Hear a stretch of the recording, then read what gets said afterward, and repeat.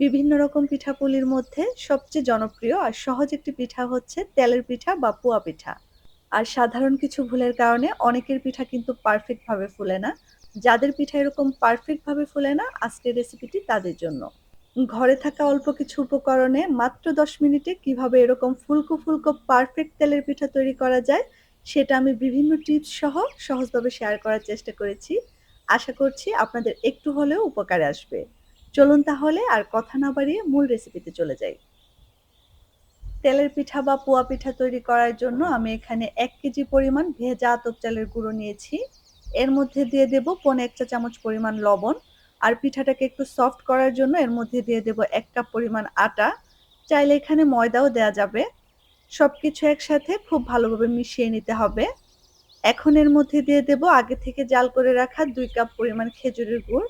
খেজুরের গুড়টাকে আমি সামান্য পরিমাণ পানি দিয়ে আগে থেকে কিছুক্ষণ জাল করে নিয়েছিলাম। এ পর্যায়ে কিন্তু এর মধ্যে কোনো পানি এড করা যাবে না। প্রথমে চালের গুঁড়াটাকে গুড়ের সাথে খুব ভালোভাবে মথে নিতে হবে।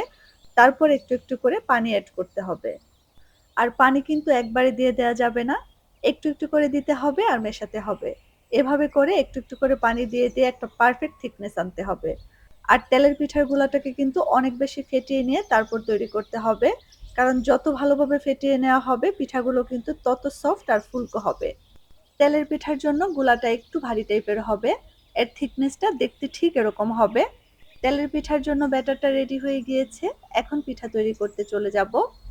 চুলায় একটা লোহার কড়াই বসিয়ে এর মধ্যে পর্যাপ্ত পরিমাণে তেল আমি মিডিয়াম তাপে গরম করে নিয়েছি।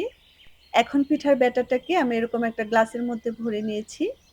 এখান থেকে পরিমাণ মতো ব্যাটার একটু একটু করে তেলের মধ্যে দিয়ে দেব। আর এভাবে করে ব্যাটারটাকে গ্লাসে ভরে তারপর তেলের মধ্যে ছাড়লে চারপাশে কিন্তু ব্যাটারটা ছড়িয়ে যাওয়ার সম্ভাবনা থাকে না। আর একবার একটা গ্লাস ভরে নিয়ে ৫ থেকে ৬টা পিঠাও বানানো হয়ে যায়।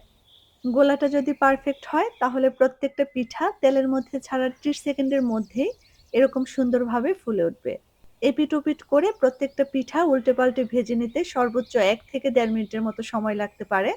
আর পিঠাগুলো যখন পারফেক্ট ভাবে ফুলবে তখন তেলের পরিমাণও কিন্তু অনেকটা কম লাগবে।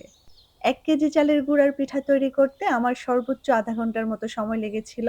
পিঠা ভাজতে ভাজতে কখন যে গোলা শেষ হয়ে গিয়েছে টেরই পাইনি। আপনারা চাইলে কিন্তু যেকোনো ছোট সাইজের কড়াইতে এই পিঠাগুলো তৈরি করে নিতে পারবেন।